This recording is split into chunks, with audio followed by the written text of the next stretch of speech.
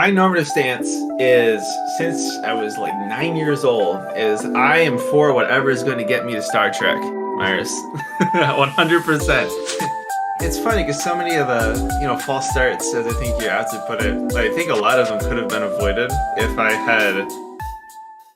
Hey, I mean, how's it Well, going? hello. It's going pretty good. Cool. Uh, so do you mind like introducing yourself real quick? Yeah, so I'm Trenton. For a while there, I streamed under the name Splinters on Twitch and YouTube. I still have a YouTube channel that I'll occasionally upload stuff on. These days, though, it's usually just whatever random editing passion project stuff. Right. Um, yeah, so I think I was streaming. I was doing the politics content. I want to say for not quite a full year. I think it was like 6 to 8 months, something like that, Hmm. back in 2021. So Right. a little bit into 2022. Yeah. Yeah. So just as a general sort of introduction to this style of video, essentially what I want to do is I want to humanize the people who talk politics online, by talking to them, talking about their experiences and why they believe the things they believe. Hmm. I feel like that can obviously benefit, the discourse in general and things like that. So of course that's what I want to do here with Splinters today. And yeah, I mean, so I guess when we were talking on on messages and all, we wanted to kind of focus on like, okay, how do you kind of view yourself and how does that influence how you interacted with, Twitch politics and things like that. So I guess maybe first we could just start with a general rundown of like, how old are you, when were you born, so on and so forth. Yeah, for sure. So I'm 24, born in 1997. Um, I graduated in May of 2020 from Michigan Tech University, way up north in the Upper Peninsula. Um, um, Born in the Lower Peninsula though, so um, I feel like I've had a pretty interesting. I guess something. I guess I'm not totally sure what directions to jump into, so feel free to stop me and steer me wherever you want. Yeah, of As I go course. on. But um, right now, after dipping out of the politics stuff and the streaming stuff, pretty much immediately after I did that, I took like a month and a half, 2 months to kind of figure out what I wanted to try out next, Right. and decided to go into teaching. I knocked out a teacher certification over the summer of 2021, Oh, congrats. and yeah, it's been pretty good. And I started doing some like it's like long-term substitute teaching in Hmm. districts in my area, and I'm looking for a permanent job in spring. Um, but Right. I guess as far as how I got here, when I went to Michigan Tech, I went there for social sciences. Most of my course curriculum was focused around comparative politics, so looking Right. at different government systems and policy analysis and how we kind of do that in between, in different contexts, which carried over very nicely into the politics stuff, I think, and has also carried over nicely into the teaching. Right. But yeah, so I guess that's the broad overview. If we want to go into any finer detail there, feel free to let me know. Cool. Yeah, I mean, so it seems a little bit different from like in my high school. Um, when I would talk to people about what they were interested in going into for college, right?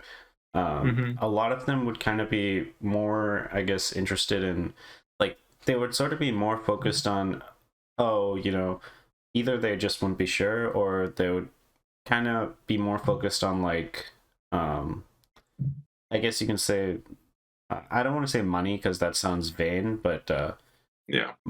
like they want to do something practical necessarily. And social sciences is obviously practical in some, depending on the social science. Hmm. But but it seems like for you, it came more out of like a passion for the topic or interest in the subject as opposed to like, I can make some good money in a job, right? So where Yeah, did and that's that kind kind of of come from? happened. Yeah. It's interesting to mention that just because like that happened to me not only so first, like back in high school, I was also like, oh. I did debate all through high school, captain of our debate team. That was like my favorite thing, and that was what kind of got me into policy and politics. And I thought about, junior, senior year of high school, where do I want to, what I want to do, what I want to Yeah. go to college for.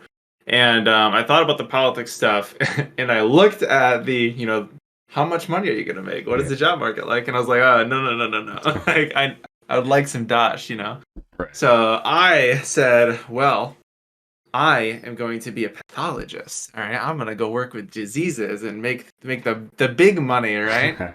Right. One semester of organic chemistry corrected me on those dreams. Partly because it was very, partly because it was so hard for me. Hmm. But also, getting to actually do some of the kind of work that you're gonna have to do and work with the concepts that you would need to in a field like that. Yeah, I realize, I like the idea of this job, but I don't like doing it. I don't Yeah. like the content. Yeah. So that I think that was my first kind of, light bulb moment of like, I don't think I have I don't know if we want to call it discipline or fortitude or whatever. I don't have what it takes to do something I don't really enjoy, so I can make money. I wish I did, but I don't. So I was Yeah. like, all right, well, let's just follow the passion, go with the social sciences, and then, we'll find something within there we want to do. Yeah. And when I got to tech and I was looking at, where I want to take the degree, um, I had gone in planning to do like research stuff, Mhm. um, planning to, do some like policy analysis on like an academic level or Right. an academic context. And I had the same thing happen where, junior, senior year of college, when I finally, made it through enough gen eds and whatnot to really dig down into the kind of stuff you would have to do as a Mhm. policy analyst. A lot of it I just did not like. So like Right. once again, I was faced with like, oh my god, what do I want to do? Yeah. Um, which is why I kind of tried out the streaming stuff because I was Mhm. like, well, I don't really like sitting behind a desk for 8 hours a day, combing through article after article after research paper. Um, um, and I don't like, writing that stuff hour after hour, but I really enjoy talking about it. I like Yeah. finding the information, synthesizing it, and then kind of delivering that back out to people. Right. Which is why I went into the streaming stuff. Mhm. And that thread at least has stayed consistent even after the streaming. Um, Yeah. and that's kind of why I want to go into teaching is because I saw it as an opportunity to kind of do the same thing. Right. And the biggest reason I moved from the streaming to the teaching was because, I think at max I had like 25 viewers like on Twitch, maybe Yeah. like 30 or 40 on like really exceptional streams. Mhm. And it was just kind of this issue of I want when as a teacher, like not even thinking about the financial sustainability of these things, just looking at the attraction of the profession. Um, I want to have like the kind of guaranteed audience that you have, teaching as opposed to, when you're doing something like streaming. It was very Right. frustrating not having that consistent, like knowing I have people watching who Yeah. are at least somewhat engaged, either because they're interested or because they're 16 and have to come here every single day, Yeah. and pay attention to me for the sake of their grade, right? Right. Like I like having that dedicated audience, Mhm. and I like being able to in a classroom force that engagement out of students in a way you can't with like a Twitch chatter. Like Yeah. if I'm talking and I can see that somebody's interested or somebody's confused or somebody has a question or somebody's not paying attention, Mhm. I can follow up on that in any number of different ways in person that I Right. can't like a Twitch stream. I can dig Yeah. down into that and like pick people's brains and get the kind of engagement that I a lot of times struggle with the Twitch streams. Not to say you can't do it with Twitch. Obviously, Mhm. if you have more viewers, I'm sure it's trivial to replicate at least something similar to that, right? But even in Yeah, I like agree. when I was streaming, my favorite streams always, the best ones were the ones where I had enough people actively asking questions or giving input in the chat for me Right. to sit there and just talk with them back and forth. That was always my favorite content, was just talking with like active chatters like back and forth. And I feel Yeah. like I can kind of replicate that in Got the it. teacher setting. So that's how we traveled that path Yeah. to answer your question in a roundabout way. Yeah, definitely. um, yeah, it reminds me of when I generally when I stream and stuff, I like the primary thing I enjoy is the engagement with chat, and for you, it seems like like it's mainly being able to engage with people who are interested in learning at least somewhat, and Mhm. helping them through that sort of process, right? Um, but yeah, I mean, so the interesting thing for me is that like each of those kind of like I don't maybe false starts or whatever you've kind Mhm. of gone through. I could imagine like a different person having gone through it and 20 years later being like, oh shit, this isn't what I want to do with my life, right? um Yeah. so like how um let me say, how do you feel that that's actually like, so it sounds to me like you're someone who's relatively able to be relatively in tune with like how you feel about different things and Mhm. follow through on that. So it seems like compared to when you just entered college, now you seem to listen a bit more to like I enjoy doing this or I don't enjoy doing this. And I know that especially for a lot of guys, that's actually a big change in actually respecting and giving your emotions sort of some level of credence. So, like, did you experience that sort of journey, or like, how was that for you? Um, I mean, I would say with it's funny because so many of the false starts, as I think you actually put it, I think a lot of them could have been avoided if I had just listened to all the people as a kid that you don't want to listen to, right? Right. Like, I don't know how many times that teachers and parents say, like, hey, listen, you should be trying to find, like, don't worry about the money, find things that, follow your dreams, follow your heart, follow your passions. At least Right. I had people around me saying that. I guess that's not true for everybody. Mhm. But I had people who were very much telling me to don't just like follow the money, don't be concerned about whatever, whatever. Right.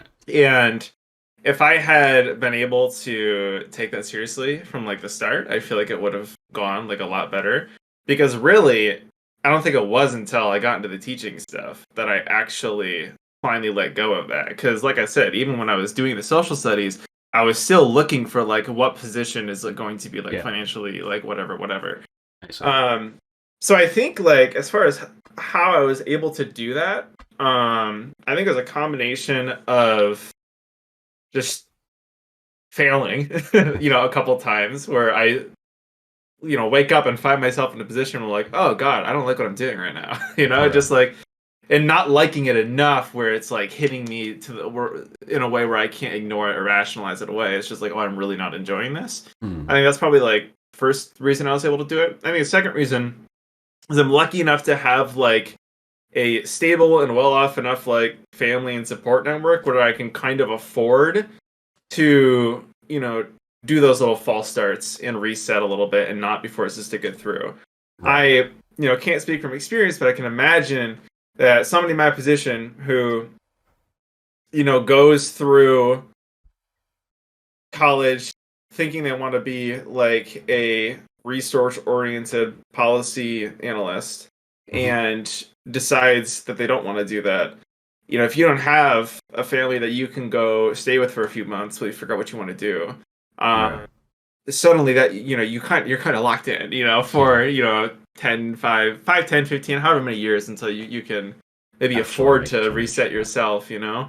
um yeah, those are like at least the two variables that stand out the most to me is just I guess really feeling like a lot that I didn't like it. Mhm. um as opposed to like I guess I know people who seem discontent or unsatisfied with what they're doing, but Right. they're like okay with it. Like like they'll I'll get up and Yeah. go another day. Like it's whatever. Mhm. I think for better or for worse, when I end up not liking something, I don't like it a lot. I feel like Yeah. I don't live in that middle period for very long. I'm having a Right. good time. I'm having a good time, and then once I'm not, and I realize it, this is the worst thing I could do. I do not want to do this at all. And so that Yeah. plus the support structure, I think, set me up to be able to introspect a little bit and then act accordingly. Right. Yeah. Yeah, when you say that, like, it's very hard for you to kind of half like or half dislike something. Uh Yeah. I, so for me, it's like, um, yeah, I just can't do something if I'm not enjoying it. But Yeah. the positive side of that is that I like, there's a lot of different things I enjoy doing or I can find enjoyment in, right? Hmm. Um, so yeah, so I mean, obviously, you would probably agree that there are things which you have to do which you might not enjoy, right? So like for me, the way I kind of get through that is I kind of try to find some aspect of it which is enjoyable, which is generally possible with most things, like exercising or something, right? But how have you kind of worked through that? Obviously, if you can find some aspect that makes it more tolerable, like you said, that's always I feel like it's the go-to best thing you can do if you're able to Mhm. do it. I have a hard time with that a lot. Usually, what gets me through it is coffee and knowing that it's going to be over soon. That like, man, I really don't want to do this, but you know what? It's just for today. We'll Right. push through. I think things only really become like unbearable to me when I think about that. Like, oh, if I don't like take steps to change it, this is what I'm doing for the next like God knows how long. It's only when I feel like it's not going to be temporary that I start to have trouble dealing with it, and I'm like, okay, something has to change. But yeah, if it's short term, I just power through it. Right. I see. That's cool.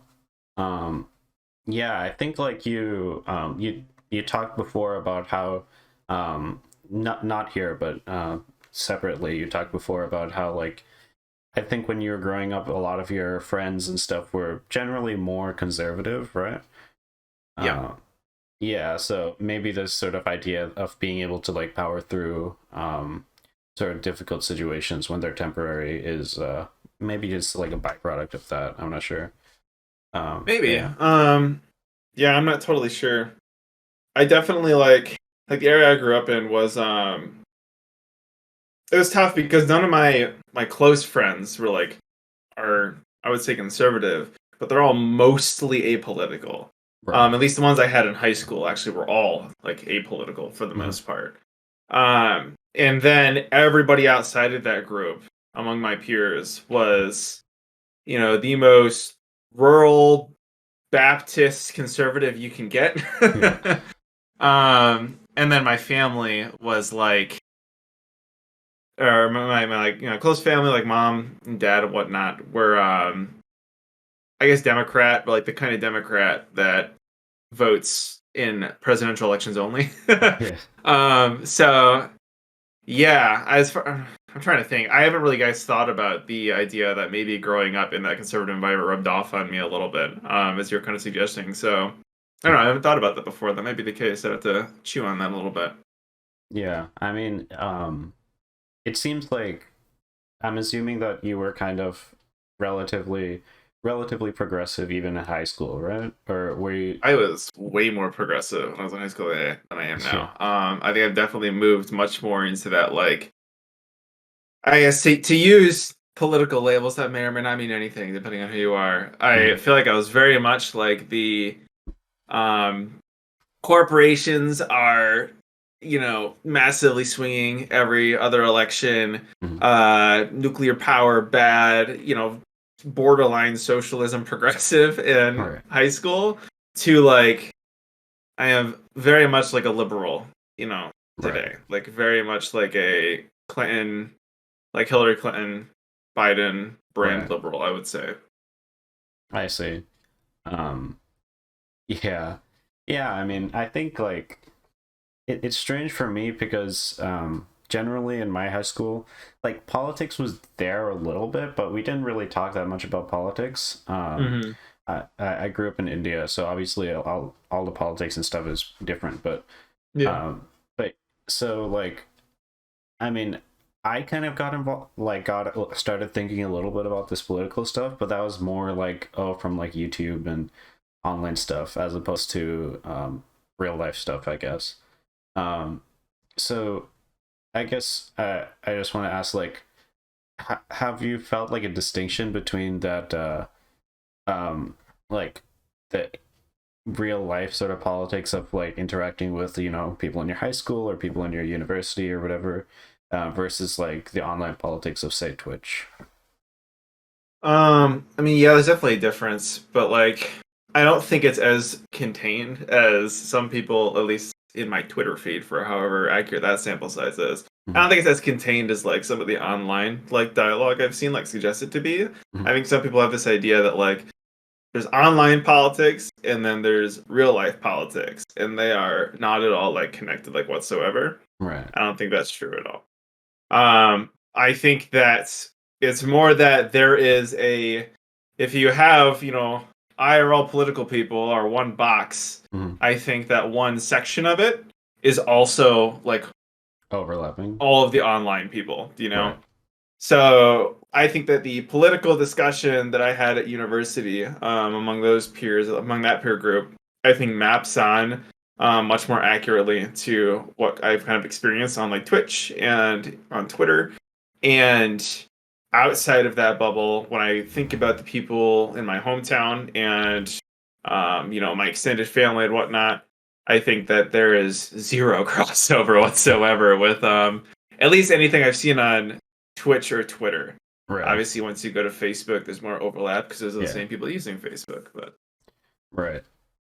Yeah. I was gonna say something. Oh yeah, sorry.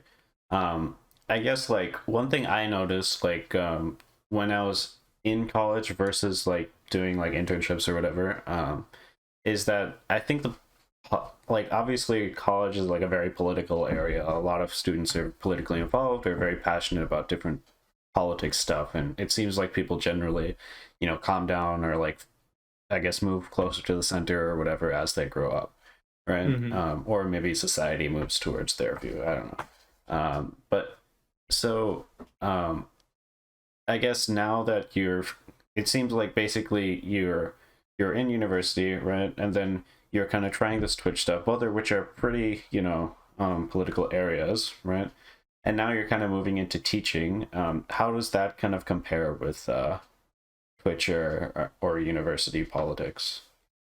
I think that now that I'm moving to teaching, the like the political spheres that I'm engaging with, I think are becoming a lot more real than they ever were with like Twitch and university. Mhm. Like, because I'm at the level now where despite not necessarily having as many political conversations, the ones that I am having and are involved in are much more consequential because it's things like what is our Board of Education doing, in our district? How are they responding to, you know, concerns from parents in our community? Right. And how they respond to that is going to have direct impact on like my job and like my coworkers and the students that like I'm in charge of.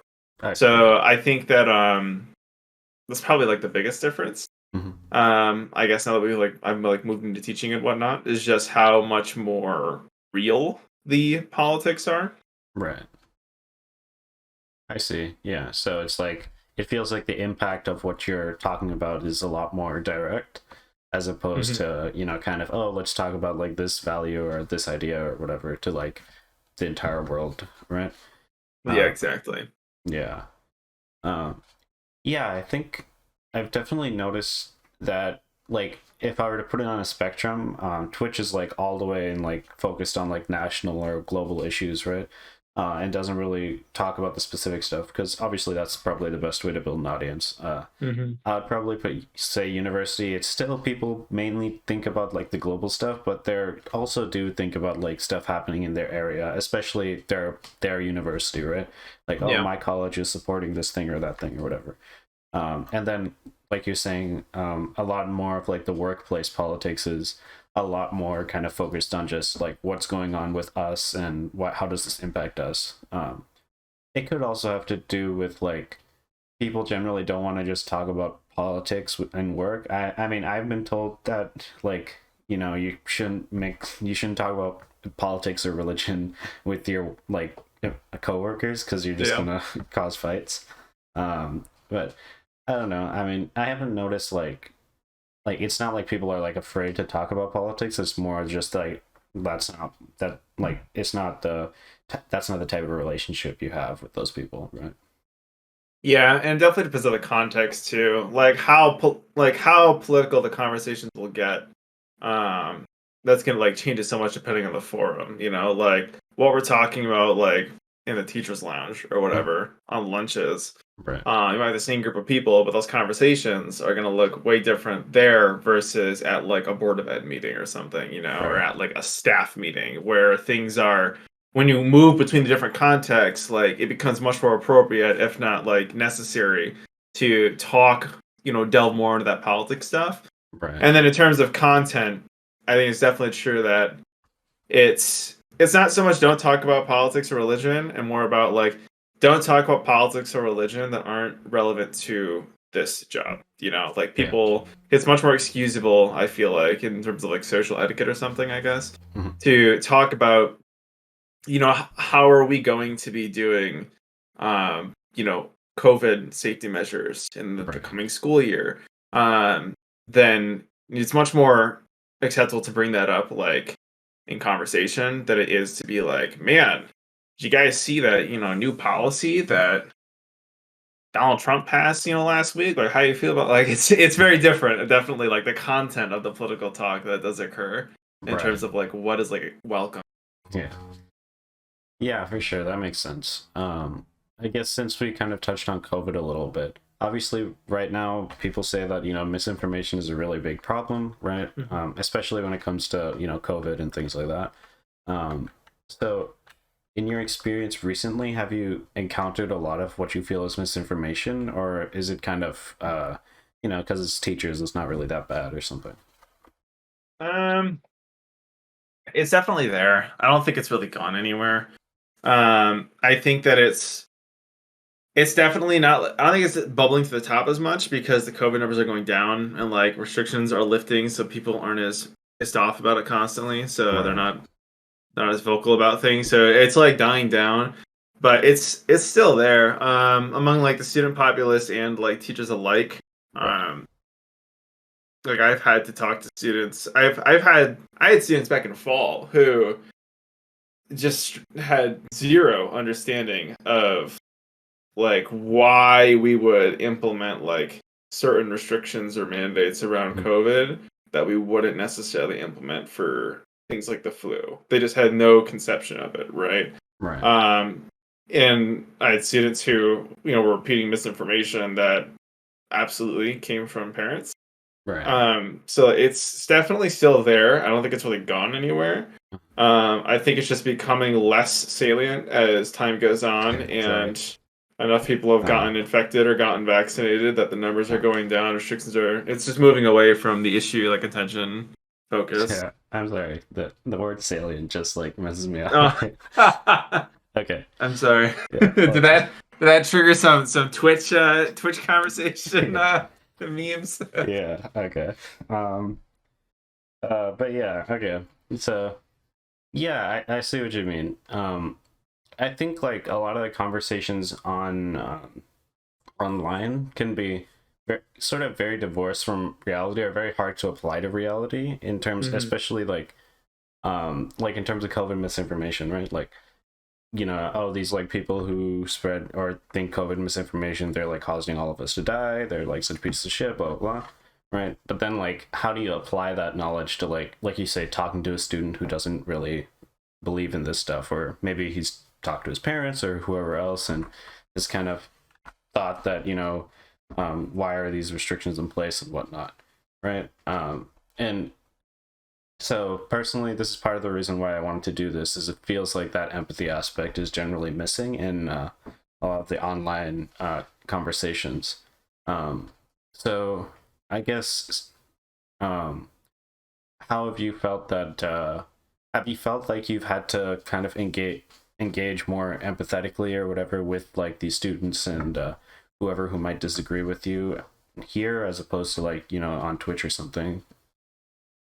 Um, I don't know. I guess it depends, like what we mean by empathy, because I feel like a lot of people in like the Twitch and online space, when they talk about like empathy, and because you see that constant tug of war between like these guys will come out and like you said, like, oh, all these COVID deniers are actively trying to kill us, like we should go full total war against them in terms of how we deal with them. And then you have people saying like, no, no, no, like these are people too. They're just underinformed or whatever. Like they're dealing with these real things in their lives. You should have some Right. empathy for that.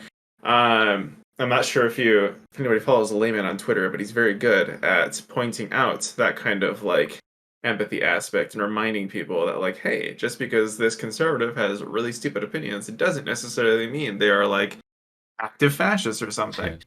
I don't know how we got to the point where that's the two extremes, but um, I feel like when empathy comes up online in those conversations, it's interpreted as empathy means that we have to like feel bad for somebody Right. or extend some kind of like emotional thread to them that maybe they don't deserve.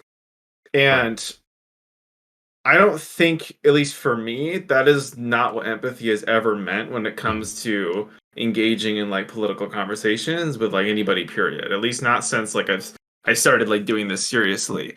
Right. Um for me, when I tell people you need to like extend empathy, and I guess I don't really say that because I don't want it to be construed in the emotional way.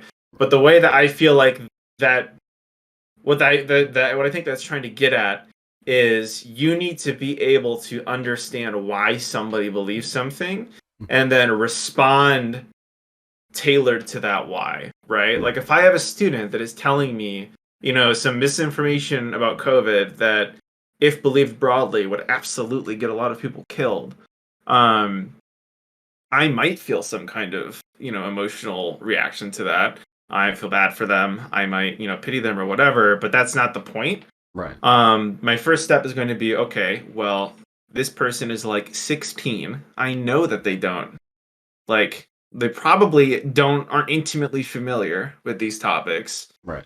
I know my area. I know that they probably heard this from their parent, right? Hmm. So the way that I respond to that is going to be tailored to it. I'm going to be thinking, okay, well, I can't I have to be careful how I contradict the Yeah. student if I want to, because I'm a teacher and I'm not contradicting them. I'm telling them the parents are wrong, right? Or Right. they might Yeah. interpret that as their parents are liars. So how I respond to this needs to be like if I'm concerned with being effective, Mm. um, both as a teacher in this scenario and as just I almost said Changing them. Yeah. interlocutor, but I feel like that's just as no as salient in terms of Twitter vocabulary. If I want to be a good interlocutor with this person, Yeah. um, yeah, I'm gonna approach that in a way that they can receive it, Right. So I might say something like, okay, well, why do you believe this? Hmm. Um, and for example, I had a student who didn't understand why people would want like a vax mandate for COVID, right? Because they Right. didn't think COVID was like that serious. They didn't blah blah blah blah blah. And I tried to not attack that by contradicting like the actual misinformation, right? Right. Things like, COVID isn't that serious. And I tried to go at it from a different angle and say, well, I don't think that we need to be too concerned about people who do want vax mandates, even if we don't think that they're necessary. I don't think we need to be too concerned about people who do want them because, we have other vaccination mandates that public schools require of students attending. You need to be vaccinated for diphtheria if you want to attend a public school. Mhm. And we can go look at this stuff that says, hey, if you do get a vaccination, like it's probably not going to be like the end of the world. You're going to Right. be okay at the end of the day. Yeah. So it's trying to convince in ways that they don't make that kid feel like their parent lied to them, right? Yeah. Because I want to be effective about that. And I feel like that's what empathy should mean. I think that's the point that Hmm. we're trying to get across when we say, be empathetic to people. But I think it gets twisted a lot into Be it's nice to sounding like people. we're asking others, yeah, to be nice to them or to feel bad for them or something. Right. And I can understand why people react negatively to that ask Hmm. because why would I want to have give an inch of goodwill to somebody who is actively killing members of my community? So Yeah. Yeah. I see what you mean. Yeah. I think for me, one there's a quote in some video which I heard. Was basically like, you know, like their point of view is understandable. It's like it comes from a good place and it's wrong, right? So yeah, like I think a lot of the times there's a big worry on online about how like, hey, if you empathize with these people, you're going to like, humanize them and push their like agenda or whatever, right? So like for example, if I brought like a white supremacist or someone on my show, I'd probably get like a lot of people complaining, saying like, "Hey, why are you bringing this person? You're advocating for white supremacy and whatnot." And essentially, like I think the important part is kind of being able to separate like it's understandable why this person believes what they do from their like experiences and all, Hmm. and it's still wrong, right? Um, Yeah. and I think the from the experiences part you mentioned there is like really important because like when we say something is like understandable, that doesn't mean that it has to like make sense relative to like the facts or something. yeah. It just means that like relative to what this person has experienced, Mhm. we can see how they would wind up where they are. Yeah. And I guess since we're talking about experiences, I would want to ask you about like since you said you grew up in like in a pretty conservative sort of area, but at the same time you were very progressive in your high school and whatnot. So like how did that happen, I guess? Um, Um, yeah. I think I benefited a lot because when my parents had me, they were like seniors in high school still. So, Hmm. and they didn't even stay together. So, up until like the third grade, I was living with a single mom in, some really poor townhouses. You had people getting evicted left and right, that kind of stuff. Right. So, it was interesting because by the time and that was like in an urban environment. Right. And by the time I hit like second, third grade and got to that community that I really grew up in, I would say. Hmm. For most of my like childhood, I can remember at least, I had already had that experience of being in like a pretty low income, pretty poor, pretty diverse like area. Right. And so a lot of the I guess sentiments that were in that conservative, like hyper Christian uh, ideology there didn't they didn't comport with my experiences, right? So I had red flags, I think, that somebody who had only grown up in that environment wouldn't have had. And I Right. think those red flags um first just made me not really want to buy into that Yeah. like kind of stuff.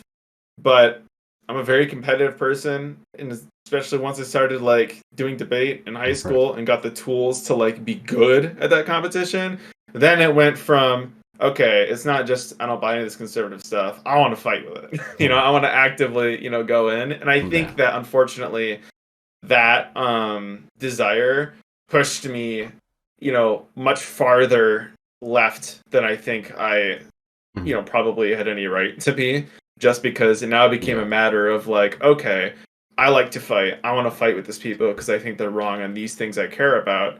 So, in order to facilitate that combat, I'm going to plant my flag on whatever hill is the highest, most opposite of everything they Yeah. believe at every single point.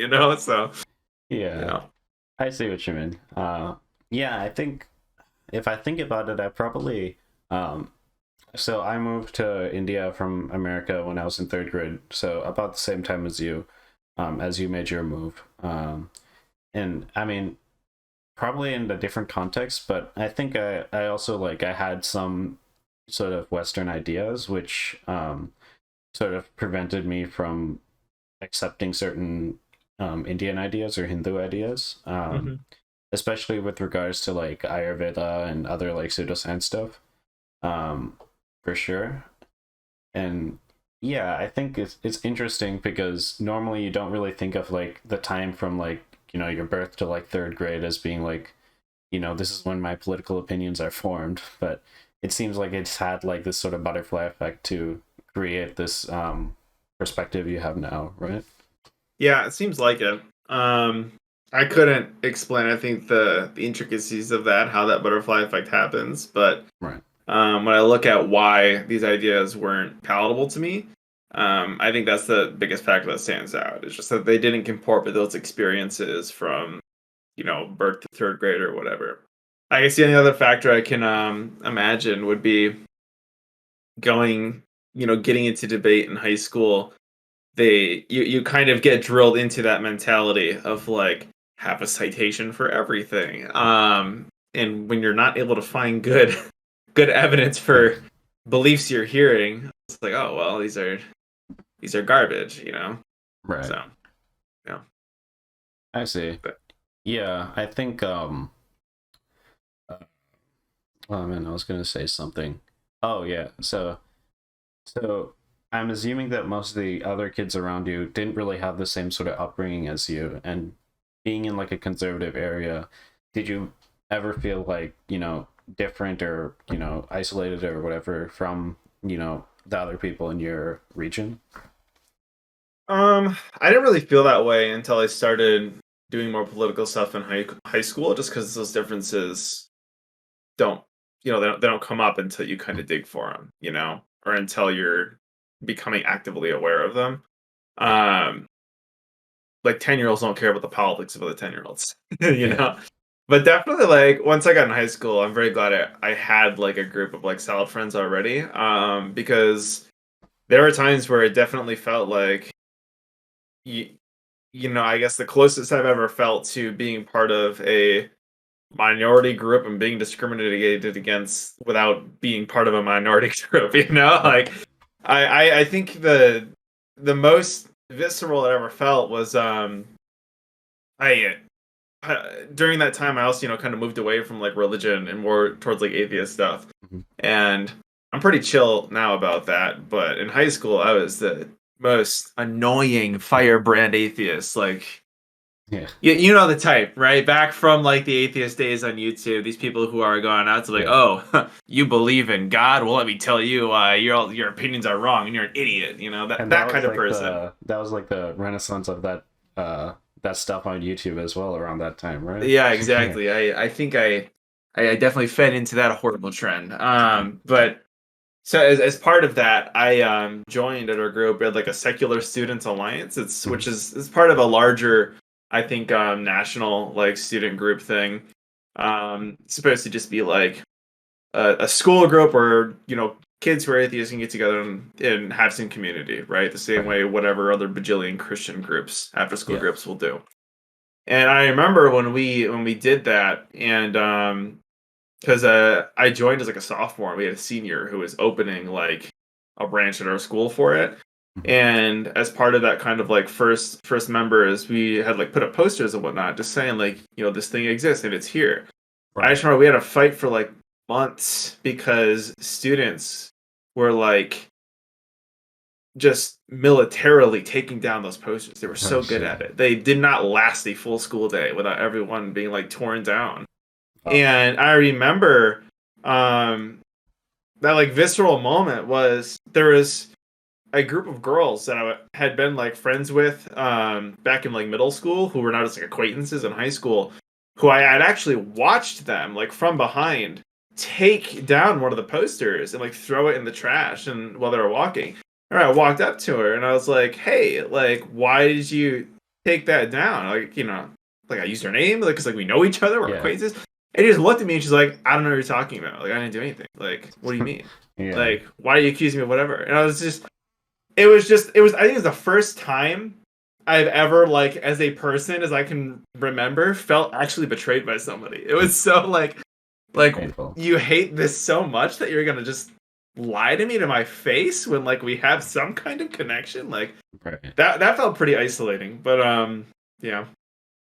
Yeah. I mean, it seems like that sort of like if I try to contrast it with like how my life was and whatnot, it seems like that sort of I guess pushback against your ideas, while not good, obviously, it seems like it might have created like a sort of more intense sort of belief in those ideas or belief in like doing what's right in general. Um, so like for example, for me, when I had like I also kind of became well, I was kind of always like not really believing in God, right? But I like it actually became like a proper like atheist or agnostic or whatever Mhm. in like high school, but I never really talked about it with anybody. At that time, I had like some other issues and whatnot, so I didn't really bring it up, right? Um, and obviously as a result, I never got any pushback for that, right? Um, so essentially, I wonder, like, do you feel like that sort of pushback, while obviously feeling isolating, how do you feel that affected like your conviction in these things in like atheism or in progressivism or whatnot? I think that at least in those when I was younger, it was a pretty unhealthy relationship with my beliefs Mhm. because I was very much like in that like debate mindset of, well, I enjoy talking about this stuff. It's not usually personal for me. I'm just doing it because I want to make sure that I have the best beliefs possible, right? And Right. I enjoy that process Mhm. of figuring that out. Yeah. Um, and it was a double whammy of unhealthiness in that on like a personal emotional level, other people don't most of the people at least that I've run into don't experience it that way. It's like some Right. personal shit. And so I think that that kind of isolated me from people without really providing me any benefit to my beliefs because of this other prong of nobody else was interested in this like process in terms of getting better beliefs through like that kind of rigorous conversation. And Right. so they didn't have like, any skill at it. So I was sitting here like not to toot my own horn, but I'm sitting here like beating up on kindergartners like, oh, I must be the strongest. My Yeah. beliefs must be, infallible because nobody like everybody just runs away from them. Like, look at her. She just tore down my poster and threw it in the trash. If she actually had an argument, she wouldn't have had to resort to such juvenile, whatever. So what I think that's part of the reason why I was so far like left is because I didn't have any good pushback. Okay, I see. Um, so I think that that is where I think later in high school, as I think both later in high school and in university, that is where running into more like conservative people who were a little bit more intelligent about what they believe and why, and were um, more willing to like talk about that stuff. In fact, it wasn't just conservatives. I think they're just being able to talk to other people who were political and even in like the same general camp as me, left of center, that were just willing to talk about their ideas and were Right. intelligent enough to like do so, like helped me so much. I think that like I don't think that any like conservative voices or friends or loved ones or whatever have pushed me to like this more center lefty position. I think that it was purely conversations with friends who were in that super farther left camp Mhm. like did it because I started to meet people in college who I'm still friends with today who were also in that super far, left area, but they were willing to talk about it. And I Right. think through conversations with them, I realized that, oh, I actually don't think I really believe all these things. I've just never had the chance to really walk through them because I haven't had anybody to talk to. Mhm. It's interesting how you phrase that, like, I don't really believe in these things. Like, so just to clarify, like, are we talking about like, oh, this is like my moral positions or whatever, or is it more like, oh, this is my policy? Like, is it like based on those facts, or is it more like, oh, I just really didn't think about how this like feels to me or whatever? I think facts. I think that my like moral compass in terms of like normative stuff, um, I think has been pretty deadlocked consistent for like as long as I can remember. Mhm. But the descriptive stuff, the understanding of like the facts that go into policy prescriptions, I think that is what has changed over time as I've talked to more and more people, um, and heard them walk through, what they believe and why. Right. So yeah, so then like, I guess I'm like a little bit confused, but like, so if I'm so if you like, so you did kind of believe those things, it's just that you changed your mind or you got some new fact or something which made you not stop believing them, right? Or Yeah, I should be more precise with my language. Um, I found myself. I think there were a lot of positions that I had taken to defending in my Mhm. younger years that I was defending.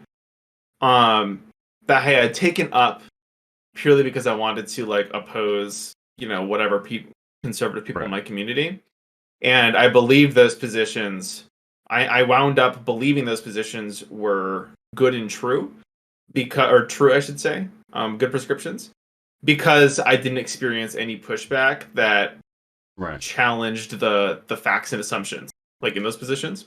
Right. And once I got to college and whatnot, and started talking to more people on the left, um, who I think that through those conversations, I was able to become more exposed to more and more, descriptive truths. Right. Reality is about different policy areas that ended up pushing me farther and farther to like that's more to the Mhm. right to that center left position. Sorry, I hope that made Right. sense. Yeah. Yeah. I think I understand now. Um. Yeah. I guess like we can probably take a step back to the normative stuff. So you said like it's been pretty consistent for most of your life. So like Hmm.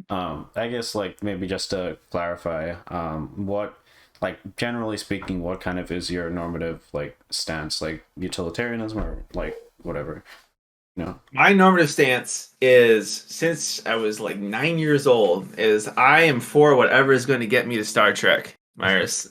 100%. I grew up on. It sounds silly, but like it's actually like so true. I grew up Mhm. on Star Trek, Halo, and Stargate, Right. and I, all of those were influential and kind of came together. This idea of like I really, really want to see and experience um really great feats and things, Hmm. um and know that like we as like a people, as a species, whatever, I want to see us do cool shit. And Right. from there it was a matter of like, okay, what is going to best allow us to do that? And I think every single policy position that I've ever taken up kind of comes back to that. When we look at, when I look at me advocating for like whatever free trade deals, right? It's gonna come back to Star Trek because I'm gonna say I like the TPP, right? Because it more effectively distributes resources, right? When we are doing these like free trade deals and we're flexing comparative advantages, it allows us to more efficiently use our resources. It's Right. increasing wealth. When we're increasing wealth and using our resources efficiently, people's well-being and standard of living goes up. And when Right. people are well off, that is when we're able to spend time, not necessarily surviving, but innovating and creating and doing really cool shit, right? That sets the ground for us to do the next really impactful, cool thing that, lifts everybody up a little bit, which sets the Right. ground for us to do the next thing. And, before long, hopefully, we got spaceship. Yeah. That is, yeah. Yeah. It's And that's pretty much stayed the same.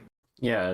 It's interesting because normally you wouldn't think of like like that sort of growth mindset to lead to progressivism, right?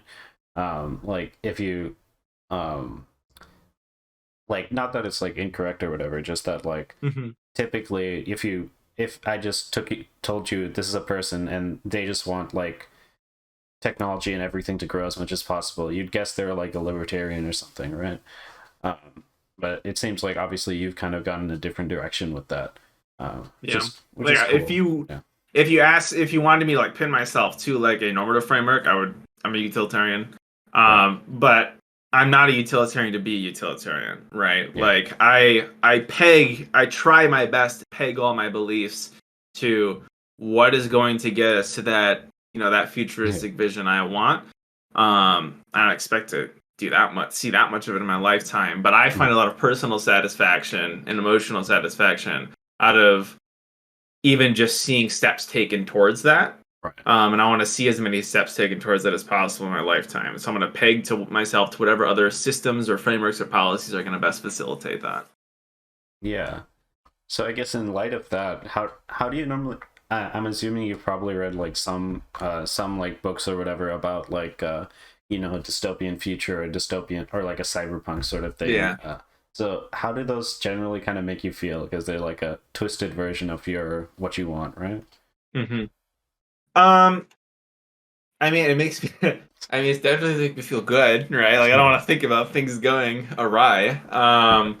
But generally speaking, Um, I think it's part of it is I want to say on faith, but I don't know if that's entirely correct Mhm. because what I want to say is, well, it seems like the great general broad trend of civilization that arc bends towards, a little bit more equality, a little bit more, higher standards of living, a Right. little bit more peace. Mhm. And because of that, I find it unlikely that things could possibly go like I find it unlikely to see that arc like take such a drastic Yeah. shift that we find ourselves in, Blade Runner or something. Right. Um, and I think I say that's only half on faith because I can't see the future. So I'm taking that for granted. But I Yeah. feel like the past is on my side. So there's a little bit of empirics there that like things seem to get better as we Yeah. go on. Um, I also just don't think the Blade Runner stuff is like that likely, or things like Altered Carbon or these like corporate dystopias, just because I find it very hard to believe that like we can do things that I don't know if we can do things that great and achieve that level of like feat without having a little bit better of a system that we're building on. Like we Like would I have think had to we, deal with that to get there. yeah, I think we'd have had to deal with a lot of that stuff first. So Right. Cool. Yeah. Uh, yeah. I mean, I think. Well, I appreciate that it's like very honest because normally, like if I were to imagine like what a normal like Twitch streamer or whatever would say, they would never admit that they aren't like intrinsically interested in making stopping suffering, right? Uh, yeah, give me just 1 second. Sorry, continue. You're saying uh, that you didn't think yeah, go yeah, on. like yeah, I'm just saying, I because it sounds unconventional that like, oh wow, you don't like care about like suffering intrinsically or whatever. Wow, like what a piece of shit or whatever. But I think um like honestly speaking, if you really like try to dig down to what you value, it's probably not just going to be like, wow, I just happen to value like the most socially like acceptable thing to like intrinsically Mhm. value or whatever. And yeah, so but I guess like um maybe I just missed this, but I probably never really heard you go into that detail with on Twitch. I don't know if you have though.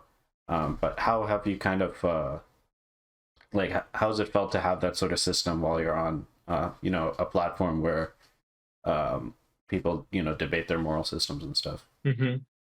I can't remember how much detail I've gone into it. I think I definitely said like the my politics is Star Trek thing Right. like before, and at least talked a little bit about it. Mm. Um, the challenging part of it is just that like it's it's very easy for me to talk about that and be genuine with it when I'm just talking to my chat or something. It's much Right. harder to bring that up in like consequential or like more consequential scenarios, such as like in Right. a debate or in a conversation with like, somebody like much larger than me or something, or who, well, let me amend that. It's hard to bring that up in a conversation that is in any way, shape, or form like combative. Okay. Um, Yeah. and that's because, and I call those the consequential conversations because for me, most of the time when I was talking to somebody who is like bigger than me, it was a combative situation. Very Right. hard to get, screen time with those people when it's Hmm. not A kind of debate. in Yeah. that debate format. And the reason why it's harder to bring it up there is because there are some people that just because I watch so like some of the Twitch politics people, Right. I can point my finger at like people who I would be comfortable like being that like genuine with in like a Right. combative scenario because I'd be like, okay, I've seen these people like I feel like I They could trust engaged them with like in that. good faith. Yeah. Exactly. But if I don't know somebody, Mm. or it's the other vast majority of the Twitch politics like sphere, if I feel like if I am that genuine in a conversation, that is going to get taken advantage of in a Right. way that will be harmful to my ability to advocate for the things I care about, like in the Hmm. context of that conversation. Like it's a like I could say, my politics are Star Trek, I don't really like. I'm not married to, decreasing suffering for the sake of decreasing suffering or whatever. Right. Um, I could say that, but I feel like in a lot of situations going to make it much harder for me to advocate for the things that I care about, because that that sincerity is going to be taken advantage of and turned into a reason to discredit what I have to say, I guess. Yeah. And that might be an unfounded belief, but that's nonetheless the way it felt, you know. Yeah. Um, yeah, I think like there's a like because even if like moral stuff is brought up during debates and whatnot, it's generally not like the focus in a lot of political debates, right? Mhm. It's not like we came here to talk about the foundations of our moral system and contrast them or whatever. So if you were to bring up something like that, it would probably derail the conversation into like, oh my god, how could you believe that sort of thing, right? Um, and yeah, but I think like yeah, if I personally haven't been able to pin down like I guess a moral system as concise as like my politics is Star Trek, but um, but yeah, I think initially I used to call myself like a rule utilitarian or whatever, right? Just like Mhm. just like copy paste Destiny's position and go from there. But yeah, now that I think of it more, it's probably a bit more complicated than that. Yeah. Um, And one thing I will say for having to, because usually dropping into the utilitarian, rule utilitarian stuff is what I have to do, because it's the right, closest analog that maps onto, everything else, yeah. my two steps down beliefs, I Mhm. guess. Um, and the experience I've had trying to defend that on like in different like debates or competitive like contexts, it's not very good. It's very annoying. Because I feel like, because the problem I run into is like I feel like I know more about philosophy stuff than like the layman, right? Right. But I'm maybe not enough to engage with like people like Destiny, and certainly not Rem if they were going hard on me, about that. Yeah. So I find myself in these situations where it's like, okay, I'm trying to explain like why I like this brand of utilitarianism to this person who's trying to pick me apart on all the philosophical semantics, and Yeah. it's very frustrating sometimes. Um, and because it feels like I have to walk on a knife's edge, like very, very carefully. Right. I think if I were to go back and do it again, I think I probably would just say my politics is Star Trek, because it's so much easier to defend that. Yeah. Because then I'm not married to like whatever semantic description I'm using, Yeah. and then calling me out for shifting the goalpost because I changed my language. I'm gonna say, listen, man, my politics is Star Trek. If you can convince me whatever you want to do is going to get us closer to that, I'll buy into it. All right. But otherwise, this is why I believe my position. That's so much easier and simpler. And I feel like in retrospect, I should have worn that much, much higher. I should have front loaded that way more in my conversations, because I feel like it sets me up to be so much more successful than trying to, Yeah, I fight think in the weeds. it would lead to more interesting conversations for sure. Because like, I mean, you could probably just elaborate and say like, I kind of want this like utopian sort of. It is a. It's not solar punk, I guess. One of those blank punk utopias, I Yeah. guess. And yeah, so yeah, I guess I think like sometimes too much emphasis is put on like, oh, you're like I guess your system has to be consistent. Well, okay, let me say that more precisely. Like obviously your system should be consistent, but I think like I guess too much emphasis is placed on like technicalities when you kind of already get what the person is trying to get across. Like rule utilitarianism is basically, if everybody did this, would it be okay or good or bad or Mm. whatever, right? That's the sentiment behind it, right? And realistically, that sentiment's probably what's driving you, not like this technical definition or whatever, right? What Uh, it feels like is, it feels like people, um it feels like people want to take what you like take the foundational beliefs, mhm, and they want to like corral them into other descriptions and categories or labels, whatever you want to call them. Because once they're able to do that, they can then look for an inconsistency that falls out, like a belief of yours that falls outside of whatever corral they've put you in, and then Right. they can call that an inconsistency in your beliefs. You're a hypocrite or you're whatever. You guys shouldn't listen to what this person has to say. And it's like, well, I won't. It's only consistent because you made me move myself, one level up than what I wanted to. So, Yeah. like, if you just let me stay over here, then I don't know though. Yeah. I see what you mean. Yeah. Like, I mean, even I'm kind of using like the terms like utilitarian or whatever, and trying to like push into those specific categories when I think people's foundational beliefs are probably a bit more, I guess, a bit softer than that. Like Mhm. they're like I think like it's really hard to define really clearly and consistently, because I don't think like the human brain is necessarily clear and consistent, right? Um, but yeah, I guess we kind of went on a tangent there. But yeah, so it's so how do yeah, I guess like one sort of interesting thing for me is, I guess, even if you've kind of had this sort of belief of like, I want, this is like the kind of ideal society I want to reach, for like a while, right? um Mhm. but like, how did you, I'm assuming like when you were 9 you weren't like, oh, my moral system is Star Trek, so Yeah, yeah, for yeah. sure. Yeah, so like, how did that sort of process of self-discovery go for you? I don't think it really was a whole lot of self discovery. It's kind of like just what I wanted. I think Right. that my moral beliefs are entirely post hoc, and I think Mhm. pretty much everybody's is. I think that I the only self discovery I think was like putting the name to it. I think calling it like, oh, Mhm. like this desire I have for this vision or whatever, like that is a moral system, right? That is my normative framework that I'm bringing everything back to. That's what I'm checking everything against. Right. That was the only self discovery, was really calling that like the framework or whatever, the normative system. But I think I've always kind of had that desire.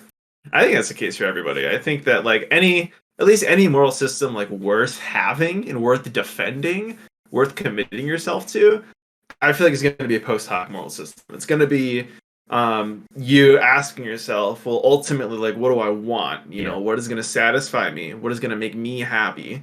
Mhm. And then building off of that, right? Right. So I might be overstepping, but I feel like that's going to be all the case. That's going to be the case for everybody who is concerned about minimizing suffering for whatever populations. I think we mentioned earlier, like, oh, people might get at me or get at you for not caring about minimizing suffering, like inherently or in and of itself. But I don't think anybody believes that. Right. Like, if you are somebody who is seriously concerned with minimizing suffering in the world, I can only assume like that is because you are actively dissatisfied and unhappy with like the state of the world as it is, and you see some joy and some happiness from alleviating that suffering. And I think it's fine to wear that on your sleeve. Like, it's okay to say that the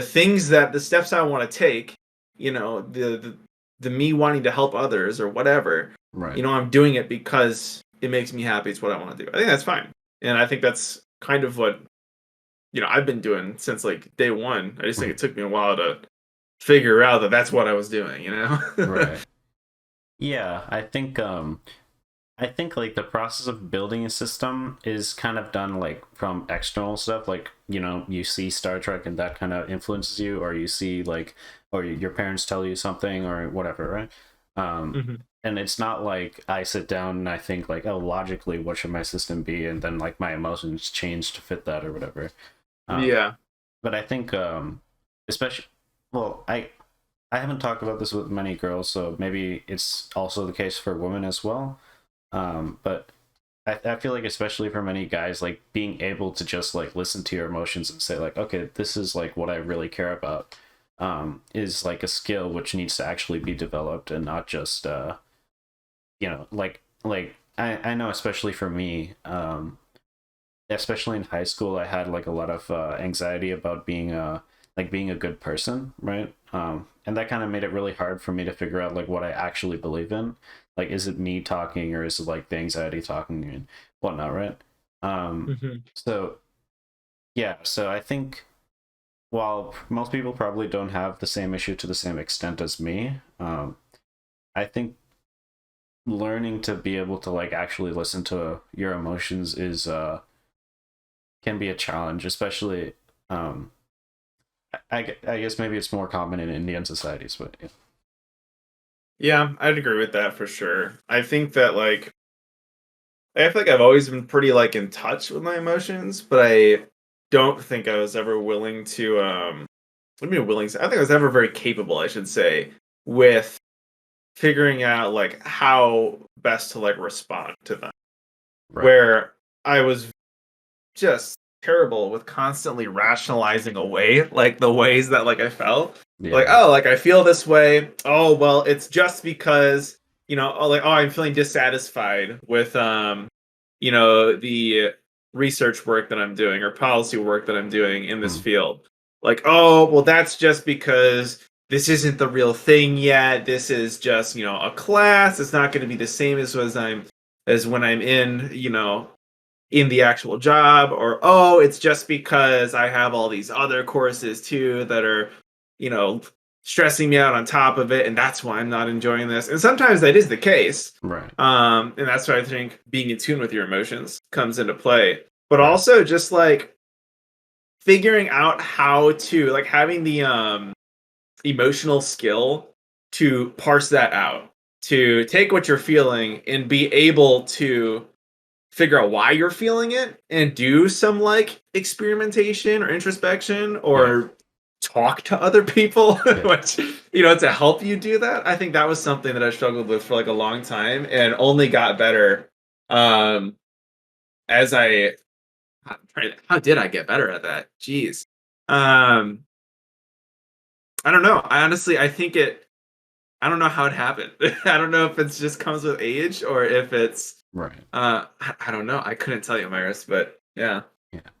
Uh, yeah. I mean, yeah. If I think about how I got better, I mean, for me, it was basically mostly just therapy. So it was pretty straightforward line for me. But I Yeah. mean, I think generally speaking, it's a matter of practice. Like Yeah, for sure. I have friends who are like who haven't gone to therapy at all or done like any like gotten any professional help, but who have like um really just sat and thought a lot about like their who they are, what they're feeling and everything, and somehow found a way through, whatever stuff they were dealing with. And I have other friends who are generally pretty well off but just don't introspect at all. Like they actively, like, if I try to like talking to them and I'm saying like, hey, what do you think about this, if it becomes too introspective, they just say like, no, I don't want to talk about this. His checkout. Yeah. So, and they're like pretty good, but they're obviously not that good at introspecting, right? Um, Hmm. but yeah, I mean, I think, yeah, it's interesting because I guess trying to bring it back a little bit to Twitch and how things work over there. It's interesting because like it seems like I don't think I've ever um heard a streamer or anyone say like, I kind of introspected about this thing or whatever, and I kind of changed my mind, and I'm going to like the changing of minds comes from like some external thing primarily. I don't know if that's just because the streamer like always introspects before they start doing something, or if it's like just they don't want to talk about it.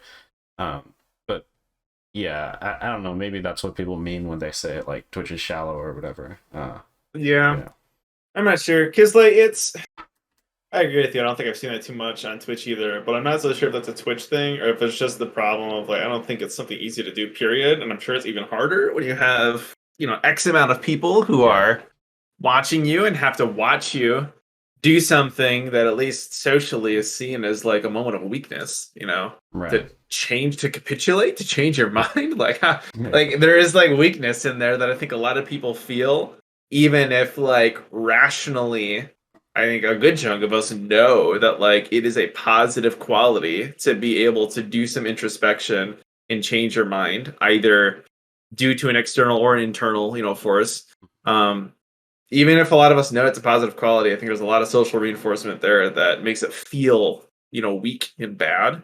Yeah. Um, I think what helps with it um, is focusing on the positive consequences of revealing that information. I don't know if there's anything I've ever done on Twitch before, but I've definitely done like in my friend group and Hmm. whatnot, where like, because we'll argue about stuff all the time. And Right. we might have something where we go back and forth on it, and I'm defending whatever position as hard as I can. 24 hours later, I'm like, shit, man, I was wrong. Like I was not in the right there. Mhm. And I think it helps to like what always makes it easier for me to bring that up rather than because you can't just let it sit there. You can Yeah. just not bring it up ever again, and you changed your mind, but they don't have to. I think that's what most Twitch streamers do. Right. Um, but there's a lot of satisfaction out of being like, hey, that thing we talked about, you're right. Right. Like I was wrong. You can even pad it a little bit if you want to, say why you were wrong. Like, oh, I was wrong about this. I only just started looking into it. You're totally right. There's a lot of, at least for me, personal satisfaction out of doing that because it relieves the tension that I guess I feel Mhm. in that situation.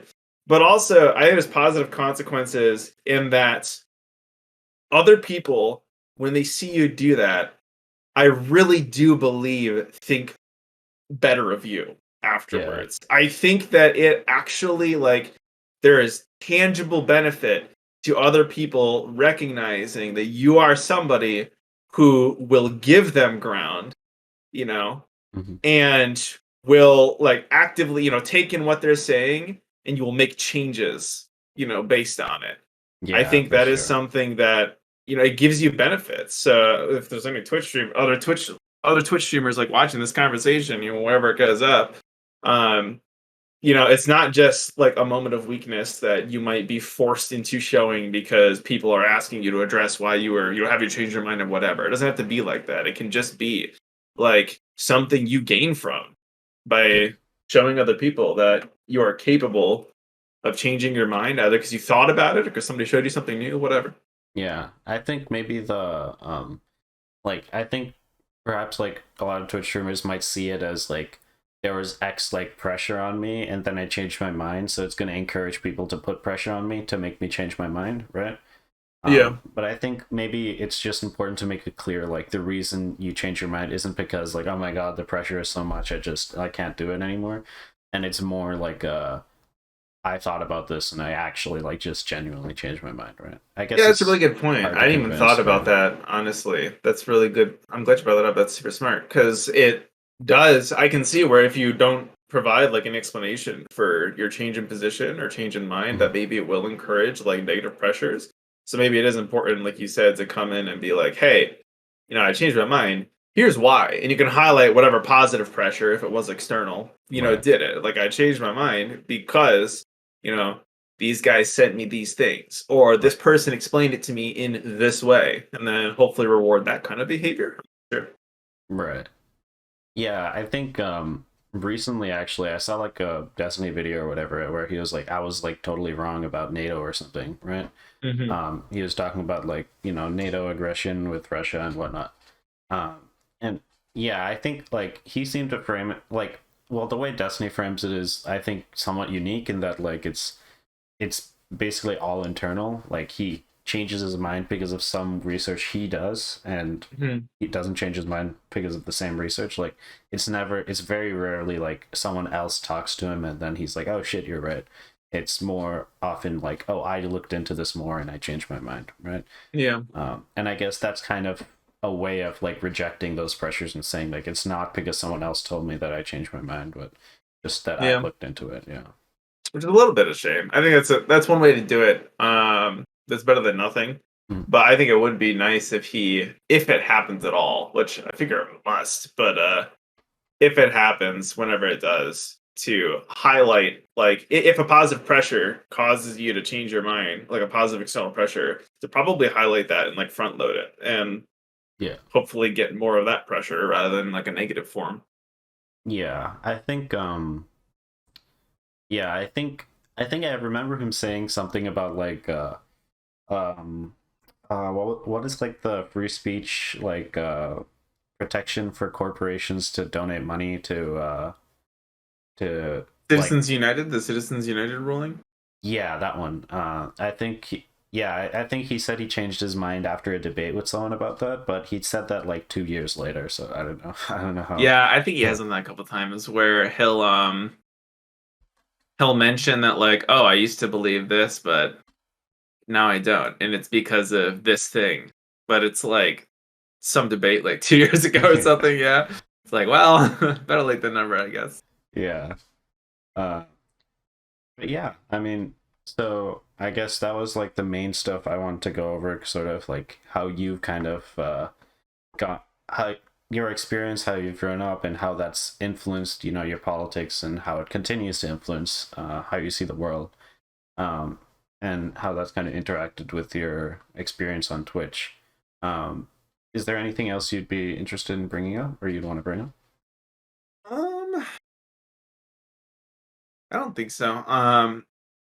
This is good though. I'm down to do this whenever. This is a good time. I don't, even though I don't do like the day to day like politics streaming stuff. I love conversations like this, Mhm. and I would absolutely be down to do like any debate with like anybody on anything and like stream it or whatever. But I don't get those offers because I don't think most people gain anything from having somebody who doesn't stream Yeah, come onto their platform and bring in a non-existent audience. But right. yeah, I guess like the only thing that I just want to reemphasize at the end of it is that I think that there's a lot of benefit that comes from, recognizing that our beliefs, even our most fundamental ones, are at the end of the day, I think all of them are post hoc, and that's Mhm. okay, right? I think it's totally okay and it's good to recognize that like whatever we want or whatever we believe is good is totally, rooted in because it makes us happy or people that we love happy, right? And Yeah, I think that that is like a super positive thing about like our beliefs. right. I think it's what makes them, worth like fighting for and believing in. Mhm. And that should be, openly recognized rather than like shunned as some form of like, inconsistency or undeveloped moral framework, whatever. Yeah, yeah. Like, um, I just know the quote. I don't know any of the philosophy around it, but there's like a quote where it's like, "Reason is just a slave to the emotions or to the passions or whatever." Yeah. I think that was by like um, Kant or whatever. But uh, Hmm. yeah, um, yeah, I totally agree. And yeah, it was great having you on. Uh, Thank you. Appreciate it. yeah, talk to you later then. Yep. See you later, man.